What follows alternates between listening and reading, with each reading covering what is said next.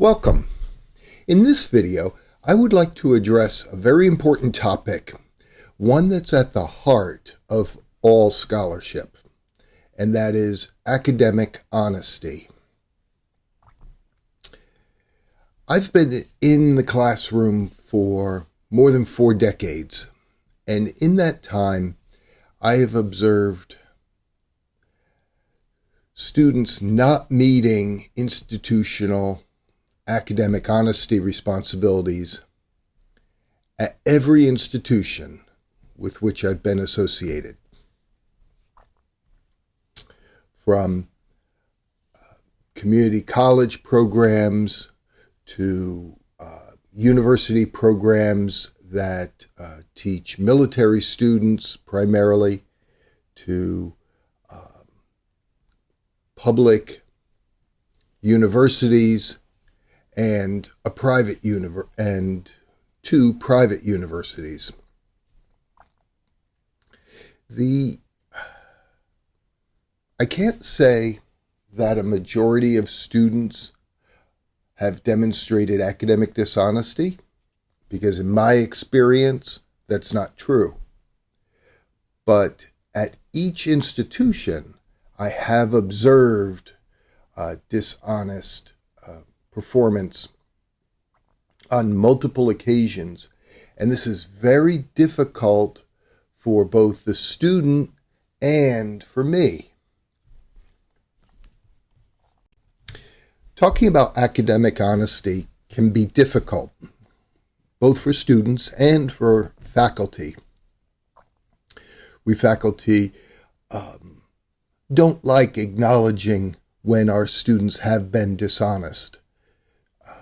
It requires us to talk with the student about the mistake and then sometimes seek an appropriate punishment for the transgression.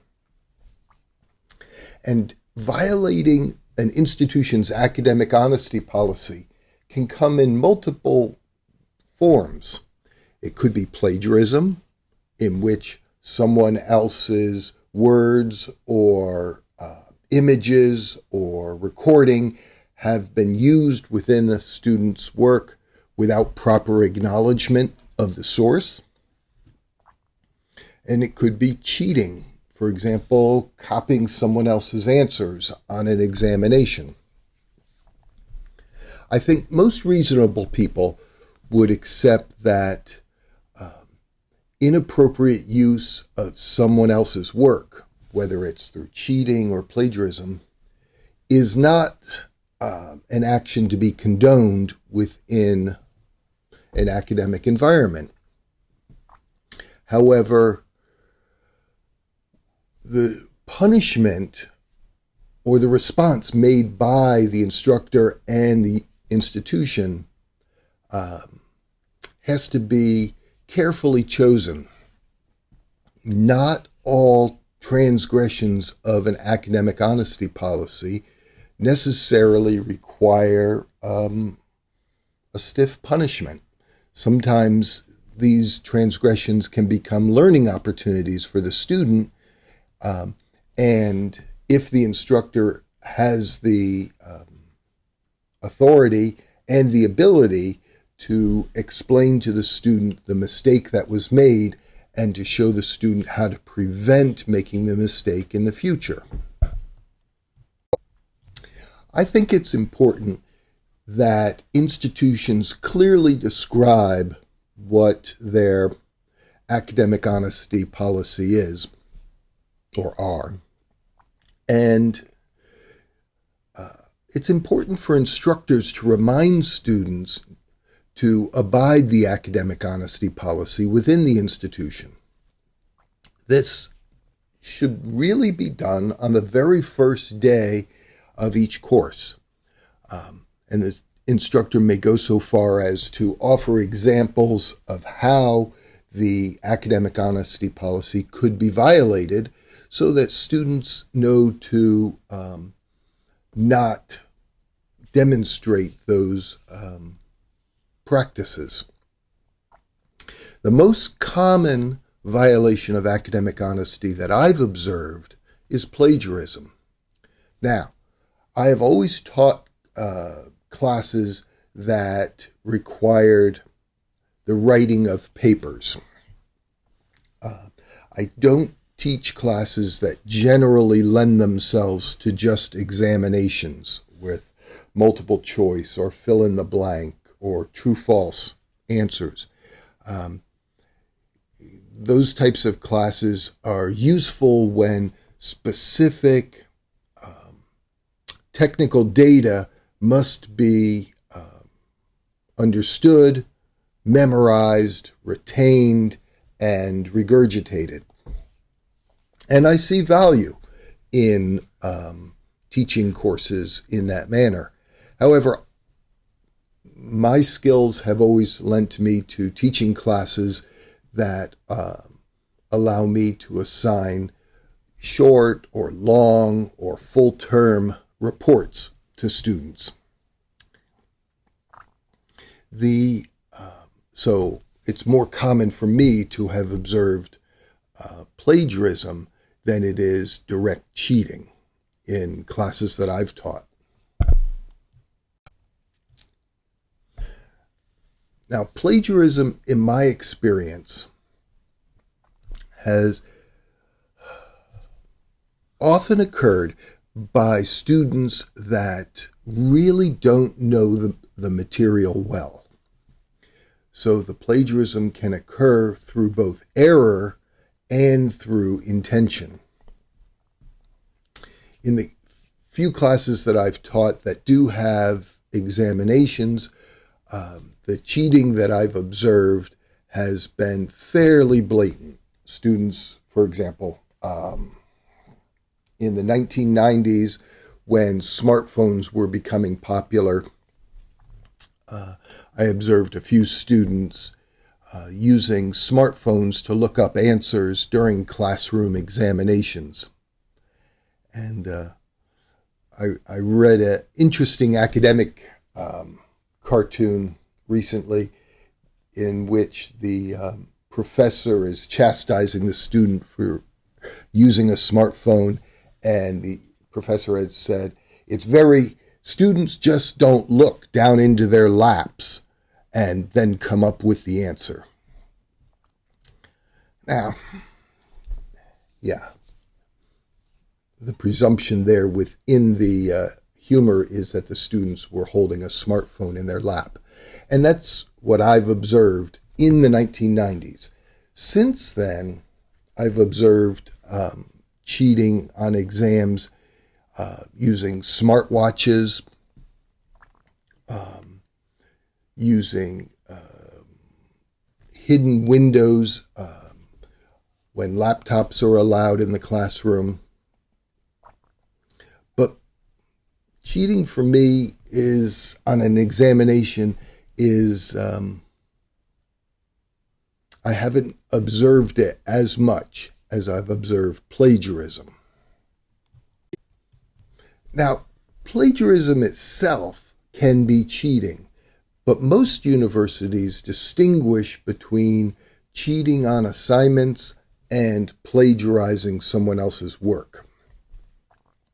So what I'd like to do is show you some examples of academic honesty policies from a few institutions that I almost randomly grabbed from the public internet.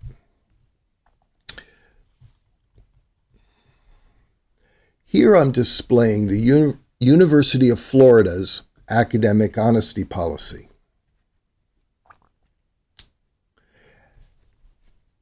It requires an honor pledge of the students, which I think is a good thing.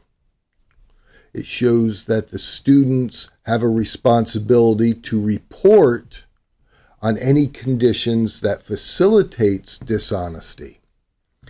Now, this is interesting. This could be interpreted as requiring students to report on other students who have committed academic dishonesty.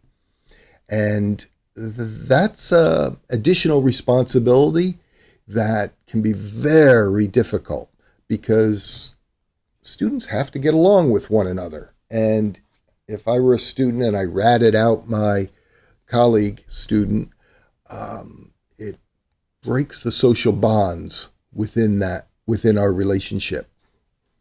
But the University of Florida asks that of the students.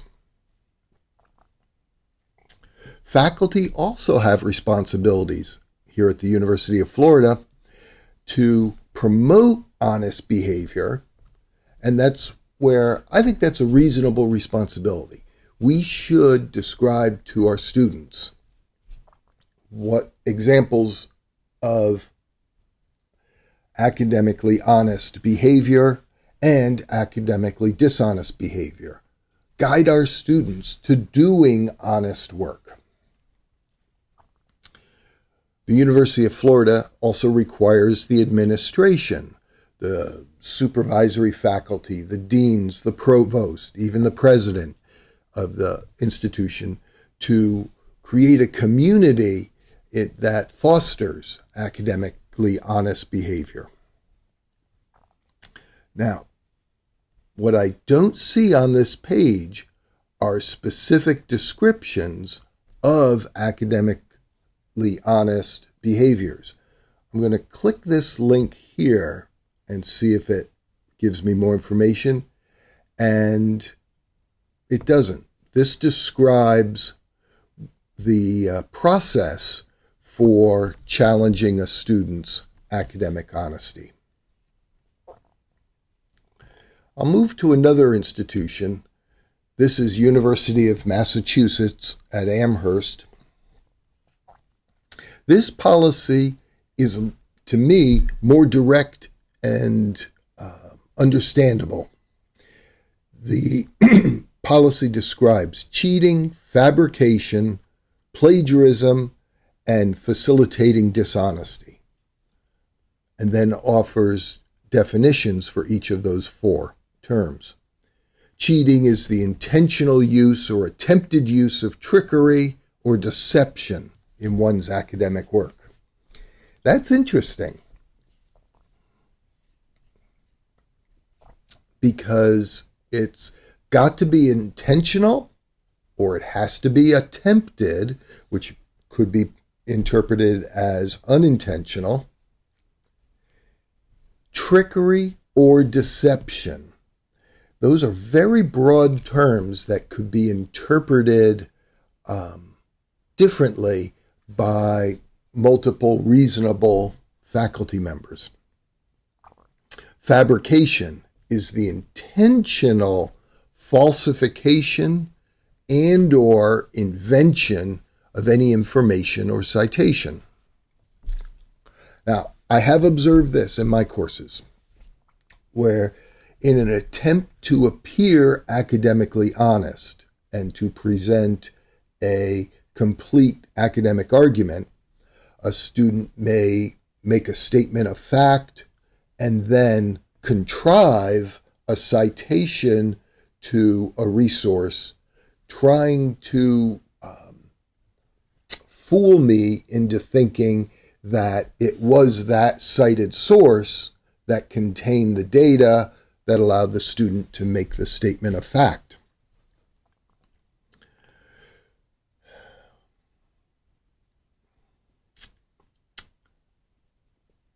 I don't know how many students have done that.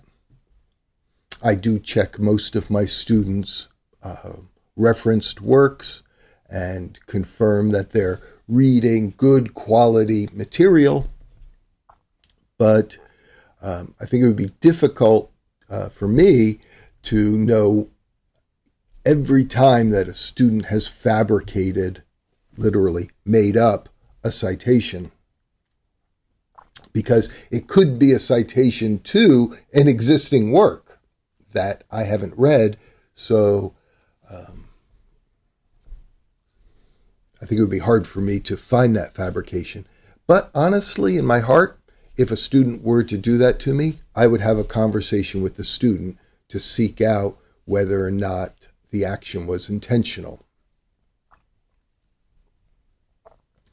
However, at the University of Massachusetts, Amherst,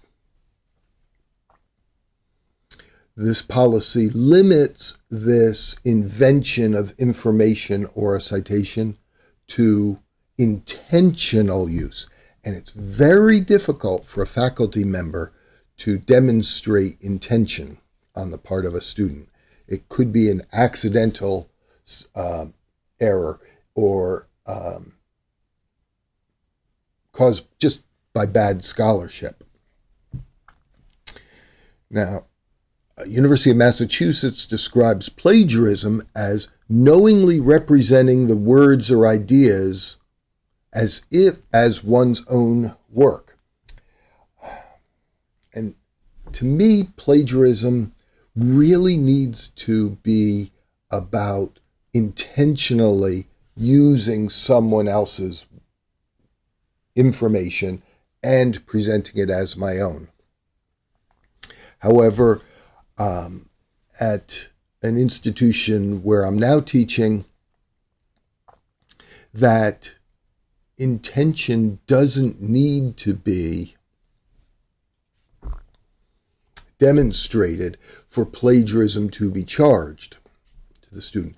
Meaning, I work at an institution in which using someone else's words or ideas without appropriate acknowledgement of that source, whether intentional or unintentional, can be charged as plagiarism. So schools do vary in their policies. Now, the University of Massachusetts also disallows the knowingly helping or attempting to help another student commit academic dishonesty. So at the University of Massachusetts, I interpret this policy to mean that a student who accidentally leaves research notes or a copy of a draft copy of a paper and in a location where another student could pick it up,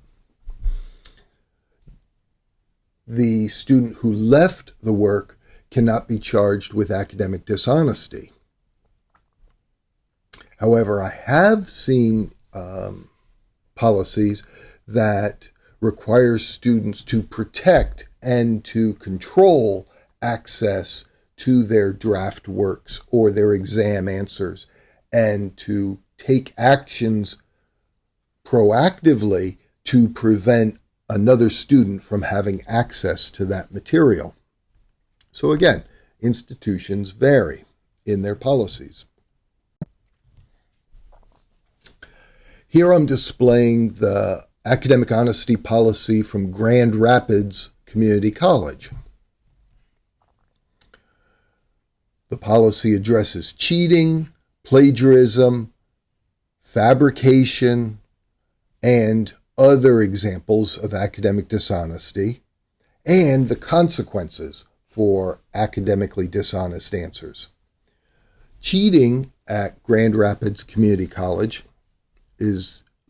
includes but is not limited to. So these aren't descriptions of cheating. These are examples of cheating, and it is not an exhaustive list.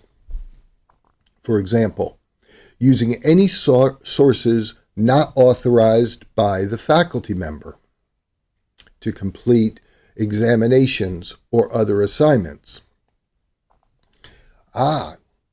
This means when a student is writing a paper at Grand Rapids Community College, the student must first receive permission or authority from the instructor to use a particular research source. Now, if I were to teach at this community college, I would tell my students, I will accept any peer-reviewed article that as a reference source. If you come across other research data that you would like to use, send me a text message or call me and ask whether I think that is an allowed source. But I'd need to give the students up front some broad authority, such as you may use any peer-reviewed scholarly article in the course of your research. Otherwise, I'd be forced to approve every single data source that every single student wants to use. Cheating also includes giving or receiving content information related to assignments, quizzes, tests, examinations to or from others, unless authorized by the instructor. So this policy says a student may not give or may not receive content information related to assignments, quizzes, tests, and examinations unless authorized by the instructor. This is a very broad policy, and it could be interpreted to mean that one student cannot ask another student to explain an assignment's requirements, or for one student to ask another student, hey, which sources are you going to use to gather data so you can write your paper? Grand Rapids Community College is really seeking for the students to do independent work unless the instructor authorizes I want to say collegial work, doing group work, helping one another, students helping one another out. A student may also not use an unauthorized electronic equipment, which means the instructor must authorize every bit of digital equipment that a student uses in the preparation of their academic work.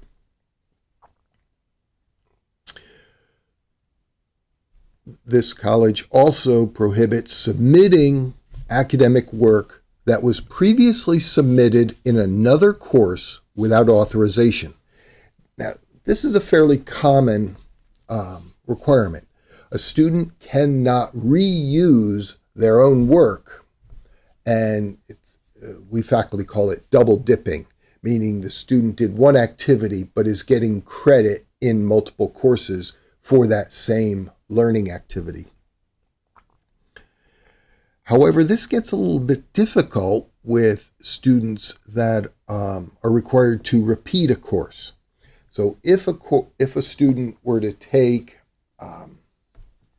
freshman composition and not earn a grade that allows them to progress, the school may require them to retake that course.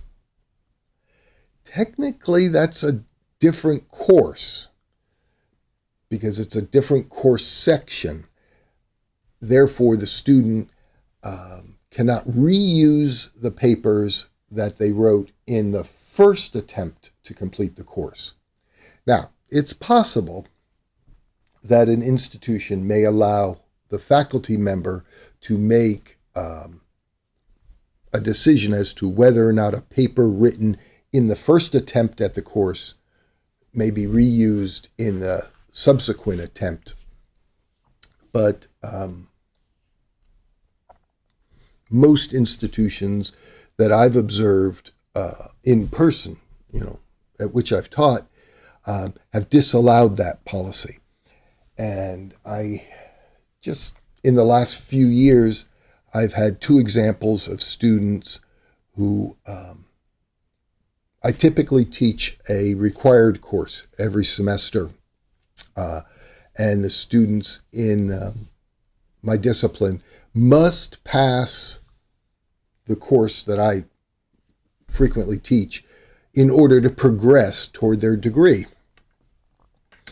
And on 3 occasions, I've had students who are making their third attempt in my course, and they find the course very difficult on that third attempt because they did not complete the course with an appropriate grade the first time, but they did work. They reattempted the course, and they're not allowed to reuse that work. And in the third attempt, they're still not allowed to reuse any of the work from the first or the second attempts. And because it's a required course, the assignments each semester are pretty much the same, and sometimes even address exactly the same topics. So it becomes very difficult to produce new academic work when the prior work is still in memory and cannot be reused. So this policy of not using work from reusing work from previous courses really is what makes students who have to retake a course find very challenging. And okay, so Grand Rapids Community College also specifically disallows altering or tampering with grades. Okay, I think we can agree that that's reasonable. Students should not be hacking the grade system to improve or their grade or to reduce someone else's grade. Plagiarism at Grand Rapids Community College can be described as stealing or passing off as one's own ideas or words, images, or creative works of another. So this is important. Plagiarism does not have to require verbal duplication. It could be the reuse of an image without proper attribution, or a recording, audio recording, video recording without proper attribution. It doesn't have to be copying someone else's words. And because this policy says the passing off as one's own ideas or words, means we can't even use concepts, theories, even if they are restated and paraphrased without proper attribution. That's a tough policy. I think most people would describe plagiarism as the duplication of someone else's work without proper attribution. This community college says we can't even use the ideas without proper attribution. Plagiarism can also be using a creative process, a creative production, without crediting the source. Okay, that I would interpret that as the duplication of audio, video, or textual material, even if only minimal information is available to identify it for citation. Okay, so the source has to be identified, or at least a source needs to be identified as existing, even if one doesn't know who the source or what the source is. That's a tough policy. That's stringent. Fabrication is the inventing of information,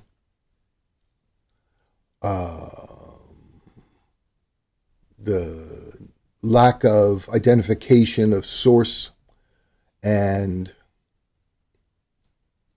the reuse of work from another. Here it doesn't even say from a previous course. A student must not change or resubmit previous academic work. That could be interpreted as meaning from within the same course. So paper 1 is submitted, a few weeks later, paper 2 is submitted. Paper 2 may not reuse work from paper 1 unless the instructor gives permission. This college has a stringent academic honesty policy.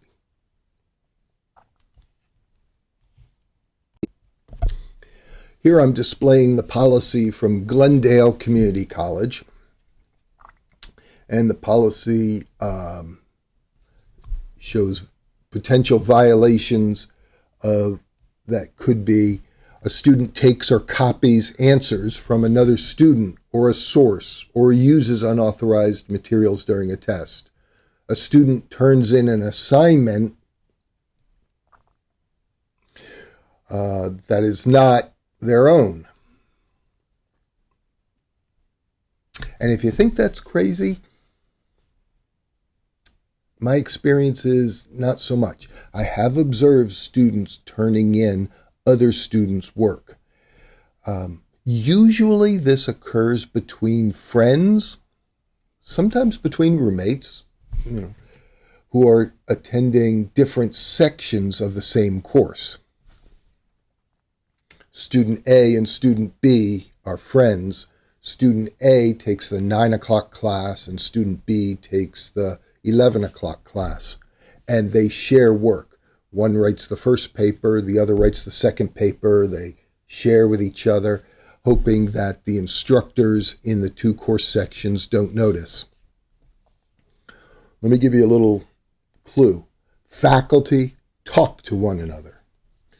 Generally, we like each other. When we have a student that does particularly good or particularly bad work, we bring it up in faculty meetings.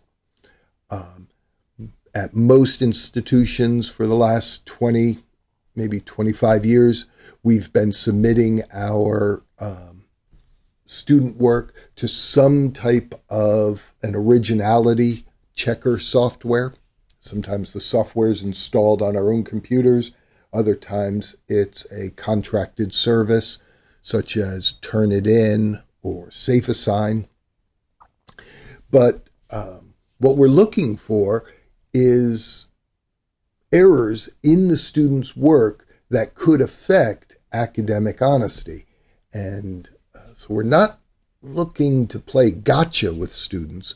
We're looking to identify mistakes that students make, help them to not make those mistakes again. And sadly, this is the hard part.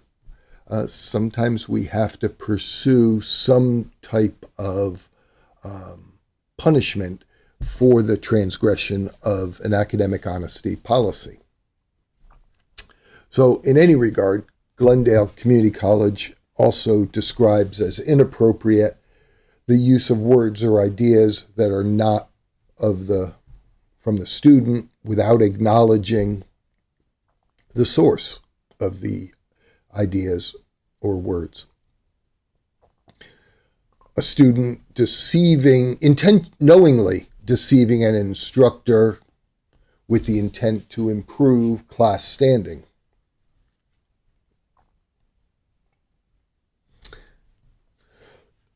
Excuse me.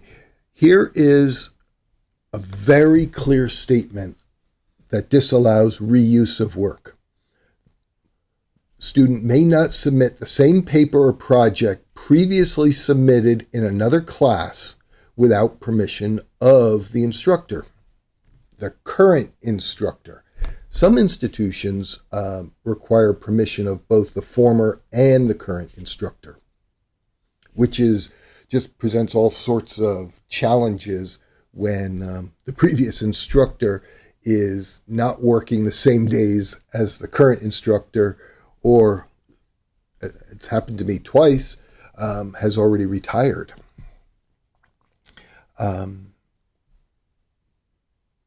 The student may not depend on tools or assistance prohibited by the instructor. And another violation could be the student acquires without permission materials belonging to a member of the Glendale Community College faculty or staff. And I'll show you one more here from the University of Dallas. And I didn't choose these institutions for any particular purpose other than I could easily find their academic honesty policies using a Google search. University of Dallas has a fairly verbose description of plagiarism, but it begins with an attempt to claim ideas or writings that originate with others as one's own. That's a pretty good definition of plagiarism, including as described by Richard Posner in his book, The Little Book of Plagiarism. Now, I found this in a bookstore many years ago. Let's see, it was written in 2007. And I remember seeing it on the table of, I think it was actually the table of quick summer reads. And I picked it up. I read the entire book standing there at the table. Now, I don't like standing too long. So it was so engrossing that I was able to read it fairly quickly. I then went to put it down and I felt guilty. So I took the book up to the counter and paid for it because I had received value from the book. Even though I didn't want to possess it, I received value of it, so I paid the bookstore for the book. Now, the University of Dallas also describes cheating, but it describes cheating using many fewer words. The integrity of examinations is essential to the academic process. A student who cheats on examinations or other work is subject to disciplinary action. But this university doesn't go on to describe what cheating is. Instead, it ends with the statement, "The review of all cheating cases and the imposition of penalties will follow the procedure that's outlined under plagiarism." So we need to go back to the other prior page. Now,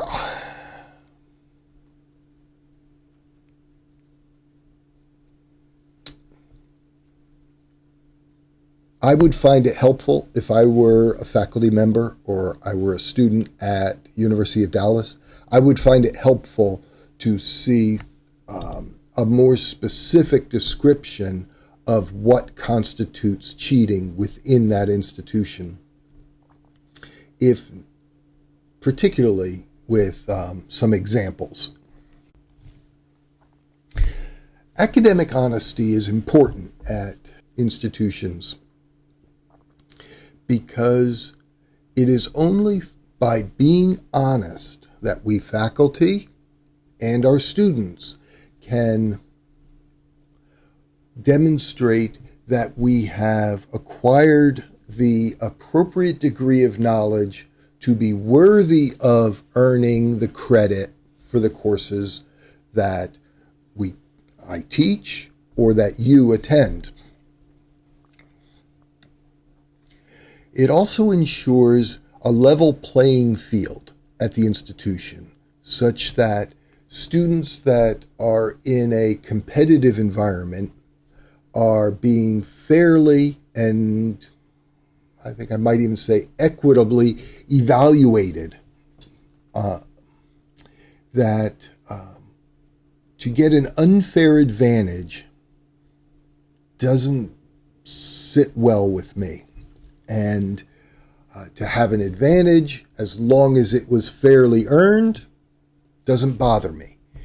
But to an unfair advantage that comes through some form of deception or dishonest action, it sticks in my craw. It bothers me. And that's really at the heart of academic honesty policies. Sadly, these policies exist because of students and faculty who have not been honest in their performance, and therefore these policies then get created to prevent recurrence of the dishonest practices.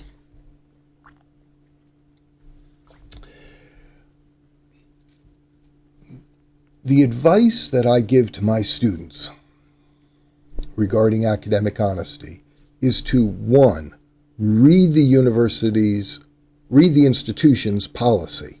Know what it covers. I describe what plagiarism is, and I describe how I will address instances of plagiarism that I observe during the course. I also describe cheating, but as I said earlier, I tend not to teach the classes that require examinations. So when cheating does occur in my courses, it's more likely that it comes in the form of inappropriate and unauthorized assistance to the students. Now, I encourage my students to use writing tutors because the institutions at which I teach have writing tutorial services available for free to the students. Some students that are particularly challenged in writing, in the formation of their rhetorical arguments, I may recommend that they retain a private tutor or take a different class that will help them prepare their rhetorical skills. More precise, complex vocabulary. I think that occurs to most of us because writing is a slower process. We have more time to think of the most appropriate words in our sentences. But it was some of the concepts that were presented in writing didn't align with the concepts that could be conveyed, even in different language, during oral conversation. And so I was challenged for the first time this past semester to figure out how to address that with the students and with my dean. We came to an agreement. We found a way to guide the students, but for me, it was a challenging process. Not emotionally challenging as much as it was, how do I just discuss this with a student openly without raising any type of emotional barrier between us, between the student and me. So I want to leave you with, I want to reiterate my advice that I give to all my students and leave this as the final thought. Know your institution's policy. Know what it covers. Know what is expected of you regarding academic honesty. Talk with your faculty member. Describe how you want to go about arguing in the papers that you write, or how you want to go about preparing to take an examination. Talk with your instructor and ask them, this is what I'm thinking of doing. Am I on the right track? Most colleagues that I've met really enjoy that. And I know I love it. I love talking to students. Not just because it lets me be the answer grape and give an answer to someone. It allows me to build a relationship with that student, which is why I chose to be a university professor, is I like building the relationship through the process of learning. I learn something, students learn something. We both come out of it better people. So I think that's enough for now. As always, in all of your academic work, I wish you very happy academic writing and test taking. Bye for now.